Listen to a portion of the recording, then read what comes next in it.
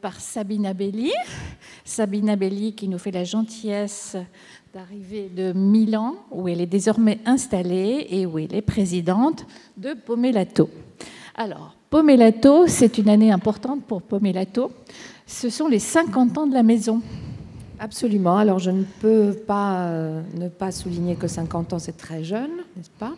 Et donc, c'est une marque jeune, déjà sur le monde, dans l'univers de la joaillerie, puisqu'on a toujours tendance à se référer à des marques qui ont habillé les cours royales, les rois, les reines, les empereurs, etc., surtout les marques de la place Vendôme à Paris. Et une marque de 50 ans est en effet une marque jeune. Mais étant née en 1967 à Milan, en Italie, c'est une marque qui a quelque chose à dire de manière assez particulière aux femmes, puisqu'elle a été lancée avec une intention créative extrêmement claire. C'était celle de venir rendre la joaillerie plus un accessoire de mode, un accessoire qui pouvait venir complémenter le prêt-à-porter qui venait de naître, et surtout un bijou qui n'était pas du tout destiné à rester au coffre pour les occasions spéciales, mais au contraire être porté tous les jours par ces femmes de plus en plus dynamiques, de plus en plus axées sur le monde du travail, sur l'autonomie, l'indépendance, et donc une marque qui a vraiment écouté le besoin d'une nouvelle génération qui était juste à l'aube des années 68-70, une génération, on peut dire, presque révolutionnaire. Oui, mais alors c'est une marque, c'est un peu l'équivalent du prêt-à-porter par rapport à la couture. Et je crois que la maison a toujours eu des liens avec la mode, mais il y a une dimension différente avec le bijou, puisque la mode, tous les 6 mois, à la limite, on recommence et on fait un nouvel exercice. Le bijou est quand même fait pour durer. Oui, un bijou a une vocation d'éternité, a une vocation aussi de transmission. Je le dis souvent, pardon pour mes amis qui travaillent dans la mode, mais souvent, en achetant un sac à main et une paire de chaussures de la saison, on achète l'équivalent d'une belle bague avec une pierre fine. Et on sait tous que la paire de chaussures et le sac ont une durée de vie relativement limitée, alors que le bijou, en effet, est là pour durer. Voilà. Quelles sont les caractéristiques, un petit peu, qu'est-ce qui fait la signature de Pomélato ? Je crois que déjà, moi je pense très fortement qu'il faut bien connaître d'où on vient pour comprendre qui on est et où on va. Et quand on comprend que cette marque a été créée à Milan, en Italie, dans les années 67, donc, on voit que dans cette marque, il y a une très forte corrélation avec l'architecture, avec le design industriel italien de l'époque. Aujourd'hui, on redécouvre toutes ces signatures de l'époque, Gio Ponti, Gaia Aulenti, qui ont été évidemment des grands du design et de l'architecture italienne. Et Pomélato est très inspiré de ça. Donc il y a une forme de minimalisme, parfois on dit même un brutalisme dans les formes. Là, je porte des bijoux qui sont importants, mais qui n'ont pas énormément d'ornements, quelque chose de relativement dessiné et assez opulent, assez sensuel pour, encore une fois, une femme qui a un caractère bien marqué et qui a envie de complémenter son look, sa tenue, avec une pièce qui va donner un petit peu le miroir de sa personnalité. Oui. Alors, ça, c'est le style, mais il y a aussi des techniques, notamment, je crois qu'il y a la microfusion, qui était une technique antique, que vous avez un peu remis à l'honneur, le nudo, donc je pense qu'il y a des choses qui font partie aussi de la signature. Oui, il y a des choses très spécifiques au niveau de la manufacture. Notre fondateur était lui-même fils d'orfèvre, donc il avait une culture très, très, très empreinte de toute la dimension artisanale de la joaillerie. Donc en effet, je crois qu'avec beaucoup de fierté, aujourd'hui, je peux dire que Pomélato a 110 maîtres orfèvres à la maison qui travaillent pour nous, ce qui nous place dans un contexte très, très, très rare aujourd'hui dans l'univers de la joaillerie, puisqu'on est passé à une phase d'industrialisation qui est très développée. Donc nous travaillons encore des méthodes comme la cire perdue, comme la fusion dont vous parliez, et surtout une taille de pierre extrêmement particulière qui est un briolettage pour utiliser un mot technique, mais qui, encore une fois, place cette marque qui a, encore une fois, une vocation plutôt plus d'accessoires, d'éléments liés à la mode, dans le vrai camp de la haute joaillerie. Et la couleur aussi est très importante chez Pomellato. La couleur est très importante. Je crois que ce serait un petit peu la palissade de dire que les Italiens aiment la couleur. Et donc, la couleur traduite dans les pierres fines est totalement la signature de Pomellato, sachant qu'en plus, la nature n'étant pas éternellement reproductible, il y a maintenant une pénurie absolue des grandes pierres traditionnelles de la joaillerie comme les rubis, les émeraudes, les saphirs. Et donc les pierres fines, qui est tout à fait le territoire de Pomellato, vont revenir sur la scène, vont reprendre une immense valeur parce que là aussi, les agates, les topazes, les quartz, etc.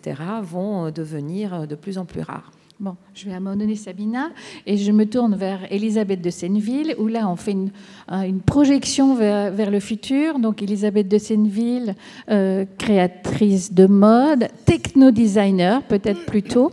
Voilà. Donc Elisabeth, je connais sa mode depuis un certain temps et j'ai eu la chance de l'apprécier et de la porter beaucoup. Et j'allais dire, dans la nouvelle vie d'Elisabeth aujourd'hui, ce qui est peut-être le plus important, c'est l'utilisation de la technologie, sa vision du futur. En plus, je pense que c'est vraiment un des rares créateurs à travailler pour le futur. J'ai l'impression que depuis les années 80, tout le monde est un peu dans le rétro. On refait ce qui a déjà été fait. C'est une espèce de soupe sans inspiration. Enfin, je caricature un peu, mais à peine. Et donc, j'aime beaucoup l'idée qu'Elisabeth, elle essaye d'imaginer le vêtement du futur, et pas uniquement pour utiliser la technologie comme un gadget, mais réellement, je pense, pour le bien-être de la personne qui va porter le vêtement et aussi de la planète. Alors, elle a déposé beaucoup de brevets, notamment, je pense, à ses explorations autour des vêtements un peu anti-pollution, avec des méthodes, je crois, de charbon qui intéressent beaucoup les Chinois. Alors, je lui passe la parole. Voilà, parce qu'aujourd'hui, la mode, on a dit beaucoup de choses sur la mode, beaucoup de choses sur les créateurs, les nouvelles collections, la couture, etc. Mais je pense que la mode, aujourd'hui, elle doit absolument changer et se tourner vers les nouvelles technologies et l'innovation. Donc moi, il y a longtemps que je me préoccupe de ça, puisque c'est depuis... en 1977, je défilais à Tokyo, je présentais des vêtements photoluminescents déjà. Et depuis 2000, je me suis vraiment cristallisée sur les recherches, les nouvelles technologies, avec le MIT, avec des chercheurs en France, et je suis moi-même chercheur. Et évidemment, j'ai créé tous ces vêtements qui vont faire partie de notre futur, de tous les jeunes créateurs comme la Fashion Tech qui existe depuis un an, je crois, se préoccupe beaucoup de toutes ces... la lumière dans le vêtement, les capteurs, les fibres optiques, les LED. Moi, je viens de gagner un nouveau prix avec mes vêtements qui portent des plaques photovoltaïques souples. J'ai eu le prix de la prospective 2017 parce qu'on va bientôt avoir, dans quelques années, des vêtements intelligents tous dans nos garde-robes. Mais ce que je veux dire de très important aujourd'hui, c'est que tous ces jeunes créateurs qui se tournent vers les nouvelles technologies ne pensent qu'aux nouvelles technologies et pas du tout à l'écologie. Et les nouvelles donnes aujourd'hui, en 2015, 2016, 2017, 2018, c'est se préoccuper de la planète, de l'écologie et faire un mix entre les nouvelles technologies et l'écologie. C'est ce que j'essaye de passer, enfin de transmettre dans mes cours, dans mes conférences, dans mes conseils aux grands groupes. Il faut faire très attention à justement ne pas faire que des vêtements connectés qui vont s'allumer ou qui vont nous couvrir d'ondes électromagnétiques. J'ai créé des vêtements qui protègent des ondes électromagnétiques. C'est quand même assez dangereux, les ondes. Donc il faut faire attention à tout ça dans le monde des nouvelles technologies reliées à la mode. C'est assez complexe et je pense qu'il ne suffit pas de foncer et de mettre des petites lumières sur une veste pour être un créateur de mode innovant. Oui, parce que justement, vous avez fait des vêtements qui permettent d'être déconnectés, non, d'être à l'abri de ce qui nous entoure. Oui, j'ai créé une matière qui est un filet d'argent pur qui double les vêtements et qui isole des ondes électromagnétiques. Et aujourd'hui, l'autre jour, j'ai pris le métro par hasard et je suis tombée devant une affiche énorme avec un jeune C'est un jeune groupe de créateurs qui fait des sous-vêtements pour hommes avec cette même matière qui isole des ondes électromagnétiques. Donc ça m'a vraiment fait rire de voir ça. En fait, ça arrive maintenant. Ça fait 20 ans que je fais ça. J'ai montré à plein de gens, j'ai fait des conférences, j'ai expliqué, j'ai rencontré tous les groupes dont on peut parler aujourd'hui, des grands groupes de couture. Et c'est aujourd'hui que maintenant, tout le monde se préoccupe de se protéger, d'être bien, d'avoir des vêtements qui correspondent à nos portables, qui sont quand même la prolongation de notre corps. Donc ça arrive dans le marché aujourd'hui. C'est-à-dire que d'ici 5 ans, tous les grands groupes de couture vont faire des vêtements technologiques et des vêtements intelligents. Enfin, parce qu'ils sont tellement sourds, quoi. Ils ont des oreilles complètement bouchées quand on va les voir. J'ai rencontré tous les grands groupes de couture quand même. Alors, le tissu, la matière, mais la mode, ce sont aussi des formes. Alors, comment les voyez-vous, les formes de demain ? Les formes, elles peuvent être très sexy avec le néoprène que je travaille depuis quand même 10 ans, même plus que 10 ans, avec une usine italienne. Donc, c'est des formes très près du corps, parce que le néoprène est très confortable, il est très élastique. Sinon, c'est toujours des formes avec un respect du mouvement, et puis une protection, une séduction, aussi des données poétiques avec des imprimés qui font rêver ou qui sont comme ça une réflexion un peu drôle sur notre façon de vivre. Donc je fais beaucoup d'imprimés aussi. Je ne fais pas que des vêtements avec des technologies. Mais déjà, quand vous avez commencé, les imprimés étaient très importants. Il y avait un peu une dimension pop, de démultiplication, non ? Oui, mais je fais toujours des imprimés. Oui, je suis une artiste aussi. Je ne suis pas qu'une créatrice de mode, chercheur et professeur tournesol. Je suis aussi une artiste qui fait beaucoup d'imprimés, qui dessine beaucoup. Et parfois, il y a aussi des inspirations avec des artistes. Je pense à Nam June Paik. Vous aviez fait un imprimé. Oui, bien sûr. Oui. Même Andy Warhol, que j'ai rencontré à New York. Il y a beaucoup d'artistes qui m'ont évidemment influencé par leur talent. Ça, c'est sûr. Je ne peux absolument pas le nier. Bon, merci Elisabeth. Alors, j'ai une table assez éclectique, donc on va faire un plongeon ailleurs. Je vais passer la parole à Pierre Lurton, que vous connaissez peut-être, parce qu'il a beaucoup de casquettes, dont celle de Cheval Blanc et d'Yquem. Alors, avec le vin, on arrive sur un autre territoire de culture, c'est le terroir. Donc là, c'est une dimension complètement différente. Comment faire le lien ? C'est une histoire qui est importante, qui se continue pendant des siècles. Comment maintenir le fil d'une maison ? En plus, je pense que dans les maisons du luxe, les noms les plus anciens sont rattachés au vin et aux alcools.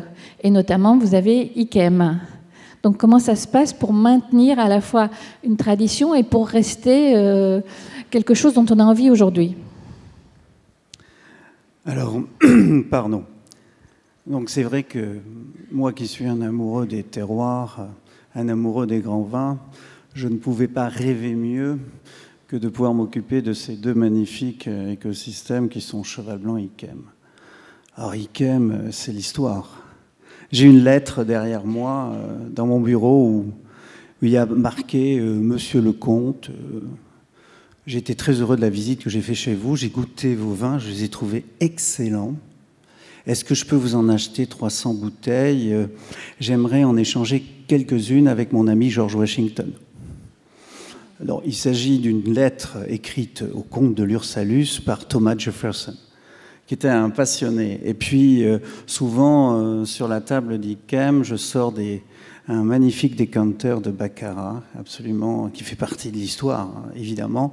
Et ce décanteur de Baccarat a été commandé par la famille Romanov. Alors, vous avez l'aigle à 2 têtes, un peu de cyrillique dessus, et c'est comme un bijou, d'ailleurs, ce décanteur avec 1000 facettes.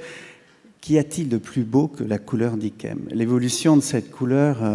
Donc, en fait, moi, je continue cette tradition de ce grand terroir. Je continue finalement avec une équipe l'élégance du geste qui fait que Yquem est Yquem.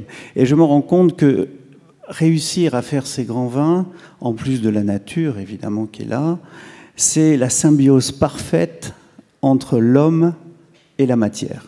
C'est-à-dire que quand l'homme a la connaissance, le savoir-faire, l'élégance du geste, et surtout quand l'homme est capable de passer le miroir du risque, de jouer avec la nature, c'est là qu'il sublime la matière. Et je crois qu'on est dans la vraie définition du grand luxe.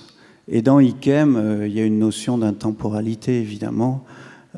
C'est pas pour ça que le langage ne peut pas être moderne, c'est pas pour ça que il faut pas servir un Ikem frais à l'apéritif.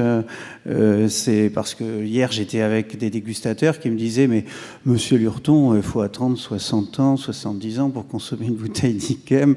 Le comte de Lursalus, avec qui j'avais beaucoup de respect, il était au milieu de la salle, il disait bon, dans une centaine d'années, ce vin on pourra l'aborder. Donc les gens étaient un peu embarrassés quand même. Il fallait les cryo ou je ne sais quoi pour pouvoir le conserver. Voilà. Donc je suis dans la tradition de ce grand terroir. Mais pour Ikem, c'est assez acrobatique quand même au moment où on récupère la pourriture noble. Il y a un moment là où on est vraiment où on surveille à la fois le climat, l'état des raisins. Est-ce que chaque saison, c'est une angoisse de se dire est-ce qu'on va choisir le bon moment? Oui, c'est une improvisation.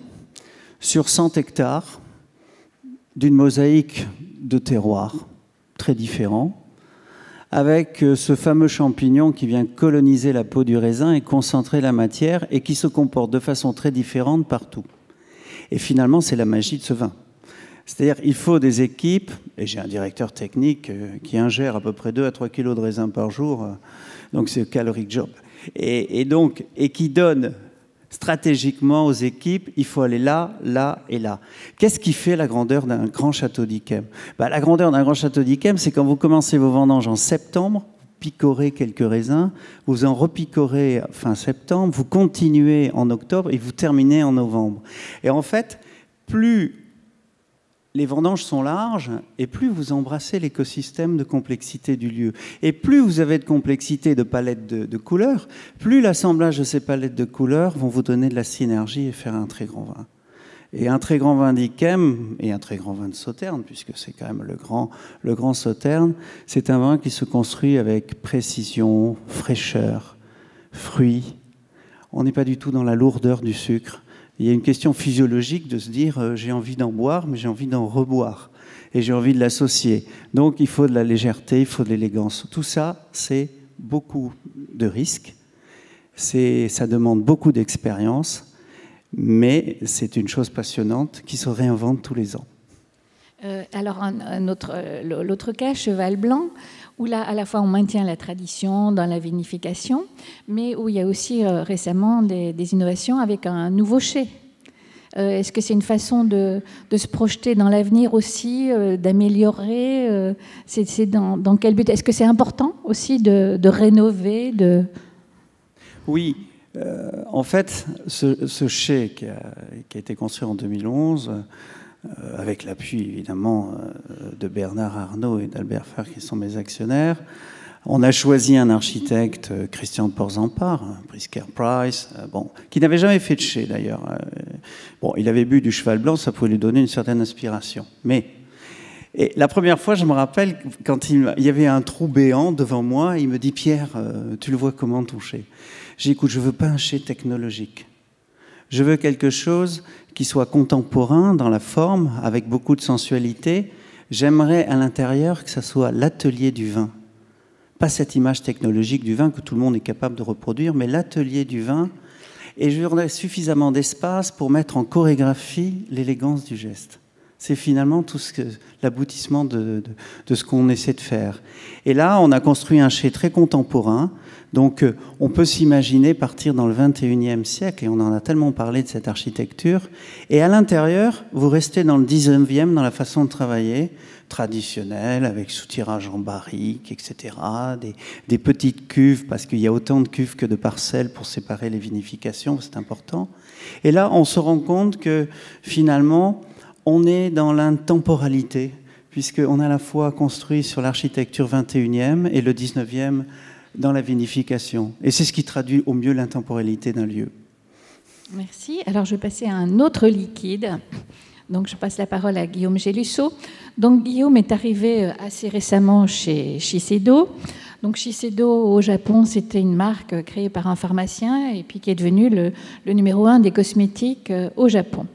En France, Shiseido, il y a quelques années, enfin peut-être maintenant 20 ans, avait créé une entité qui s'appelait BPI et qui a lancé plusieurs parfums assez remarquables. Et donc j'aimerais que Guillaume nous parle d'un parfum qui s'appelle l'Odyssée et qui rendait hommage à un créateur qui est Issey Miyake, qui était peut-être pas très connu en France encore à l'époque. Et puis, surtout avec une idée assez curieuse pour un parfum, c'était l'idée de faire un parfum qui avait une odeur d'eau. Alors c'est vrai que la création de BPI, elle date de plus de 25 ans maintenant, par une femme que vous connaissez peut-être, qui s'appelle Chantal Ross, qui a créé BPI avec la marque Issey Miyake, et qui a eu cette idée de travailler avec lui et de lui proposer de créer son premier parfum, sachant qu'Issey Miyake, c'est un créateur japonais qui est complètement dans l'exploration, la recherche, qui allie justement beaucoup la mode et la technologie, et qui, lui, au départ, était un peu réticent, finalement, à créer un parfum, parce qu'il n'avait pas envie d'incarner dans une odeur trop signée, trop particulière, l'histoire de sa marque et sa vision en tant que créateur. Et finalement, la marque Issey Miyake, à côté de cette approche très technologique et autour de l'exploration, de la recherche, il y a aussi une proximité avec la nature, avec une recherche d'harmonie extrêmement importante. Et du coup, cette histoire d'eau est arrivée et il a donné comme challenge à Chantal Ross de créer un parfum qui sente l'eau.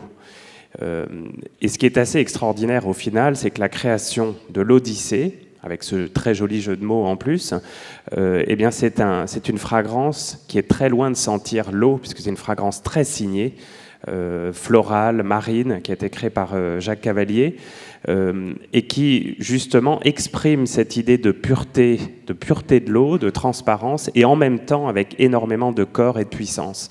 Donc une histoire de contraste dans l'Odyssée qui est assez incroyable, dans un flacon lui-même aussi qui était très innovant à l'époque. La légende dit que c'est dans le cadre d'une réunion de travail dans l'appartement de Monsieur Miyake à Paris, entre lui et Fabien Baron, que tout d'un coup s'est projeté dans la fenêtre, dans la vitre de cet appartement, la tour Eiffel, et qu'en haut de la tour Eiffel, la lune est apparue, et du coup, ça a donné cette idée de forme assez particulière pour l'Odyssée. Donc tout ça, je dirais, c'est une rencontre très forte entre plusieurs personnes avec un génie créatif extrêmement fort. Et aujourd'hui, l'Odyssée, c'est un parfum légendaire, c'est un parfum mythique qui continue à recruter de nouvelles clientes et pour lesquelles aussi certaines sont fidèles depuis le début. Et c'était il y a 25 ans. Il y a peut-être aussi, au-delà de la dimension poétique, effectivement, du flacon, un côté un peu japonisant, dans le sens de l'épure, de la pureté. Alors, il est évident que M. Miyake lui-même est très, très marqué par sa culture japonaise. Et en même temps, ce qui est intéressant dans son travail, c'est que c'est pas uniquement japonisant, c'est aussi la rencontre du Japon avec l'Occident. Du coup, il y a de la pureté, il y a des lignes extrêmement structurées, et en même temps quelque chose qui est très universel, qui fait que c'est pas seulement le Japon dans un parfum. Et on retrouve ça aussi dans sa mode, d'ailleurs, avec des lignes très architecturées, des mouvements, des idées de danse finalement autour de la mode, qui est un thème qui lui est très cher, qui évoque le Japon, mais qui va largement au-delà.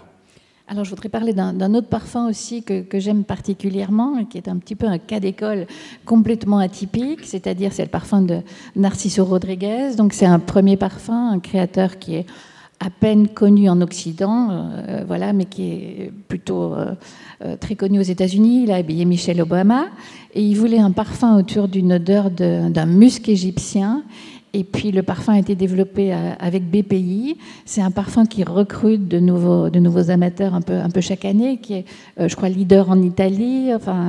Et puis aussi avec une campagne assez atypique, encore une fois, c'est-à-dire un visuel qui n'avait pas été... une photo en noir et blanc d'une campagne de mode sans vêtements, et donc qui n'a pas du tout été créée pour le parfum, et la même campagne depuis 12 ans. Alors c'est même plus que 12 ans, c'est 15 ans, puisqu'on fête les 15 ans du premier parfum de Narciso Rodriguez. Alors c'est vrai que c'est aussi une histoire assez incroyable, et j'allais dire, le lien entre Shiseido et Issey Miyake ou Shiseido et Narciso Rodriguez, c'est un lien qui est vraiment tourné dans cette histoire de co-création. C'est-à-dire qu'il y a toujours des rencontres et un travail de longue haleine avec les créateurs pour aboutir à des créations qui soient vraiment uniques et pertinentes, je dirais, par rapport à leurs envies. C'est vrai que Narciso Rodriguez, c'est pas un créateur très connu, il est américain, d'origine cubaine. Mais il avait une idée du parfum très très précise. Il y avait au départ cette idée olfactive autour du musc égyptien.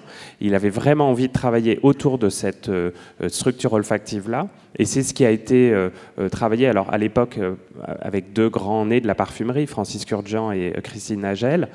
Et du coup, le succès aujourd'hui encore du premier parfum de Narciso Rodriguez, c'est notamment cette fragrance qui est complètement unique, qui est un musc chypré avec quelques notes florales et vraiment une signature qui est reconnaissable parmi au sein du marché de la parfumerie. Et puis effectivement, cette manière de communiquer avec cette image très iconique de Carmen Cass qui a été shootée par Inès Evinoud. Et 15 ans après, c'est toujours la même image. Et c'est vrai que dans le monde du parfum aujourd'hui, une campagne publicitaire qui dure 15 ans, c'est assez rare. Et on est très fiers de ça sur la marque Narciso Rodriguez et chez Shiseido. Après, au-delà de tout cela, il y a eu aussi une vision de design de la part de Narciso avec ce flacon très reconnaissable aussi et cette couleur voilà, qu'on retrouve à l'intérieur du flacon, qui était une vraie prouesse technologique à l'époque, qui a été brevetée au moment du lancement. Inspirée d'une tabatière chinoise. Tout à fait. Et puis enfin, ce qui a été fort dans la manière d'installer ce parfum, c'est que finalement les choses se sont faites petit à petit. Alors aujourd'hui, le marché du parfum est un peu différent et on a plutôt l'impression que pour installer un parfum, il faut tout de suite investir des millions d'euros en télévision, en presse, sur Internet pour parler aux clients potentiels. Narciso, ça ne s'est pas du tout fait de cette manière-là. Ça a été petit à petit une notoriété qui s'est créée. Et puis avec une histoire assez forte aussi avec ce qu'on a appelé les muses de Narciso. Les muses, en fait, ce sont des conseillères de beauté dans tous les pays qui ont distribué la marque et qui le font encore aujourd'hui, qui ont été traitées avec un lien très particulier, qui font partie de ce club des muses et qui sont devenues des ambassadrices du parfum Narciso et qui portent finalement la voix de Narciso Rodriguez dans les parfumeries. Donc l'alliance de tout ça a fait cette création magique de Narciso Rodriguez et c'est vrai qu'aujourd'hui, on est encore dans une phase de croissance, toujours sur le même parfum, mais avec toujours cette unicité, cette différence qui fait que l'accroche est là. Merci Guillaume. Effectivement, je pense que les plus belles histoires de parfums sont celles, quand elles sont faites avec des créateurs, où il y a une véritable collaboration entre les deux mondes. On ne peut pas juste faire développer un parfum dans l'abstraction en disant on veut un nouveau gourmand. J'ai une obsession un peu anti-gourmand. Et puis après, on va le coller sur n'importe quelle marque. Ça, je trouve que c'est un petit peu aberrant. Alors, je vais passer la parole à Pierre Dessaules, qui, lui, fait un peu la jonction. Donc, il est chez Interparfums, et Interparfums a récupéré assez récemment Rochas. Donc, tout d'un coup, il y a une nouvelle casquette chez Interparfums, c'est de gérer aussi la mode. Donc, comment ça se passe avec une marque qui est issue de la couture, qui a déjà quelques piliers, je pense à Femme, à l'eau de Rocha, et puis continuer l'histoire. Alors, ça se passe très bien et c'est même un plaisir de tous les jours. C'est la force de pouvoir, comme disait Guillaume, créer des légendes, des mythes. C'est en collaboration, c'est en rencontre. Et le travail que je vois tous les jours que l'on fait, nous, la chance dans le parfum, c'est de créer des épopées. Alors, de temps en temps, on se plante complètement, et de temps en temps, on va faire quelque chose d'un peu magique, d'un peu légendaire, avec cette dimension d'âme qu'on n'avait pas forcément prévue, mais elle n'aboutira que si on a quelque chose qui se passe au départ, une étincelle. Alors, la chance avec Rochas, c'est que l'histoire est absolument magique. Elle est faite de rencontres, elle est faite de Marcel Rochas qui, à 23 ans, ouvre sa maison de couture parce qu'il trouvait qu'il ne pouvait pas habiller ses amis de la bonne façon. Donc, il se lance dans la couture alors que ce n'était pas son métier. Il rencontre cette incroyable femme, Hélène Rochas, qui va devenir Madame Hélène Rochas. Il lui crée le parfum Femme le jour de son mariage pour rendre hommage à la beauté de cette femme magnétique. Et bon, malheureusement, Marcel Rochas décède. Hélène reprend la place, devient la première PDG française. Et en hommage à son mari et aussi à son émancipation, va créer le Madame Rochas, parce qu'elle est passée de femme à Madame. Et on a, du coup, dans notre histoire Rochas, toute cette force, cette vivacité, cette rencontre, c'est ce coup du sort, et c'est aussi cette joie de vivre, cette différenciation qui va faire que quand on est chez Rochas, on a des valeurs parisiennes. Alors beaucoup de marques sont parisiennes, mais il y a cette impertinence, ce fait qu'on peut être toujours en retard, mais on est toujours pardonné, qu'on va toujours traverser en dehors des clous, mais avec le sourire.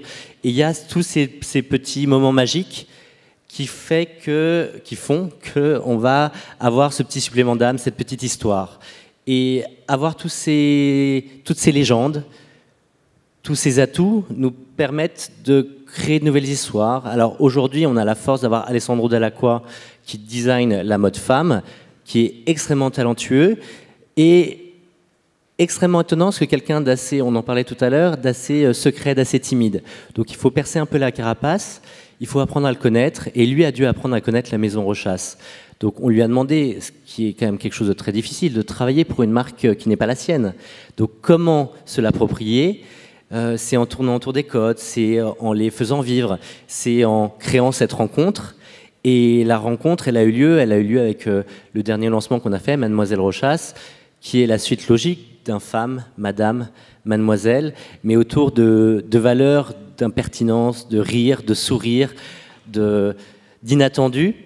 Et pour l'instant, tout se passe bien, mais encore une fois, on a mis tous les ingrédients, on a voulu faire que ça se passe bien. On avait la mode, on avait la rencontre, on avait la création d'un jus, tout en collaboration. Mais il ne suffit pas que de ça. Et heureusement, c'est aussi la magie de notre métier, c'est de faire que tout ce qu'on crée maintenant dure dans le futur, parce qu'il y a une adhésion du public, il y a une notion d'appropriation d'un concept, mais au-delà d'un concept, d'une histoire, d'une vraie histoire, d'une vérité. Et cette vérité, vous allez vouloir la prendre pour vous, vous allez vouloir la transmettre, l'offrir aux personnes qui partagent votre vie, à vos enfants après. Il y a une notion de transmission. Si on veut inscrire, nous, les parfums, dans le futur, il faut qu'on parlait de joaillerie tout à l'heure, c'est ça, c'est que des parfums comme Madame Rochas, comme Aude Rochas, restent encore maintenant parce que c'est le souvenir que l'on a et on a envie de le transmettre. Quand ma mère porte Aude Rochas, je le sens, je l'aime, je l'apprécie. J'ai envie à mon tour de l'offrir aux femmes que j'aime. Il y a une notion de transmission, d'étincelles, et donc c'est une vraie épopée que l'on crée, et passe pour transmettre cette légende qui n'est pas urbaine, mais qui est olfactive pour nous. Merci.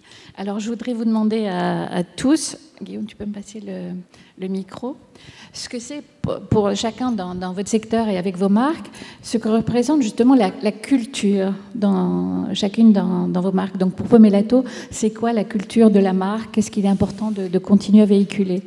Je pourrais donner plusieurs réponses. J'ai envie juste d'en choisir une qui, pour moi, est très importante en ce moment. C'est une culture plus sociétale que la culture, je dirais, plus traditionnellement ancrée dans l'histoire ou dans les arts, etc.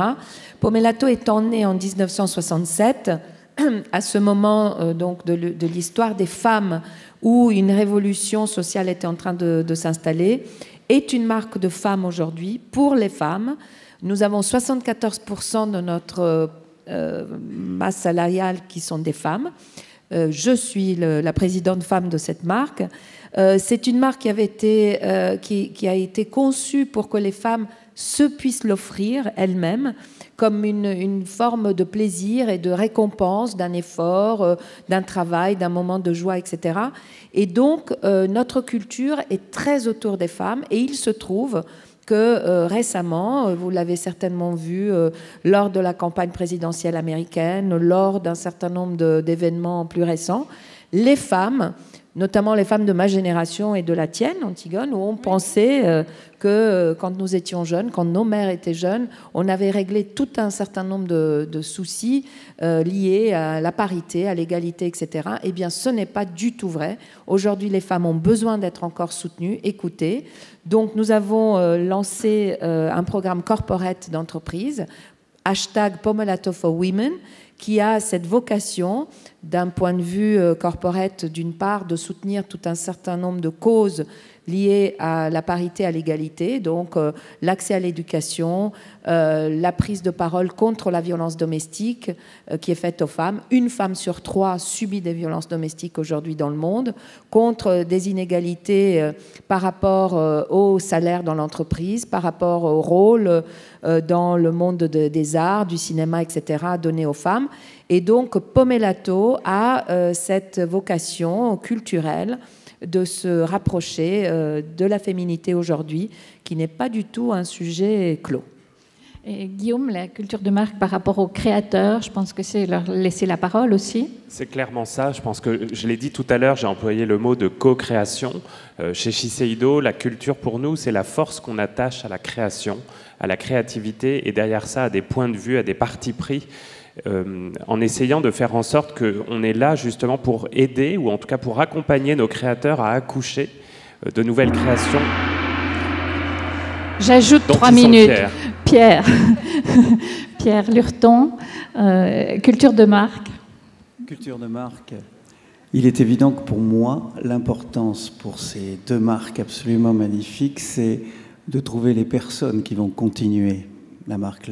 C'est-à-dire que ça, c'est fondamental. Ikem, j'ai pas encore totalement trouvé la personne qui pourrait me remplacer. Il ne faut pas aller trop vite non plus, parce qu'on ne sait jamais ce qui peut se passer.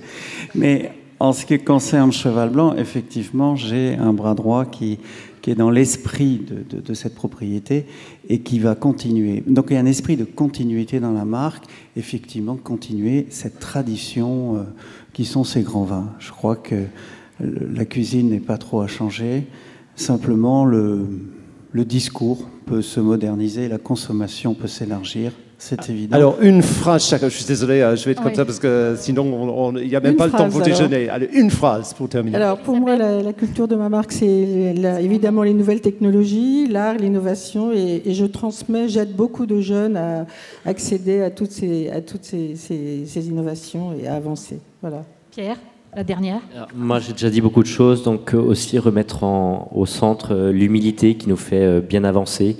Et c'est comme ça qu'on établit les choses plus pérennes.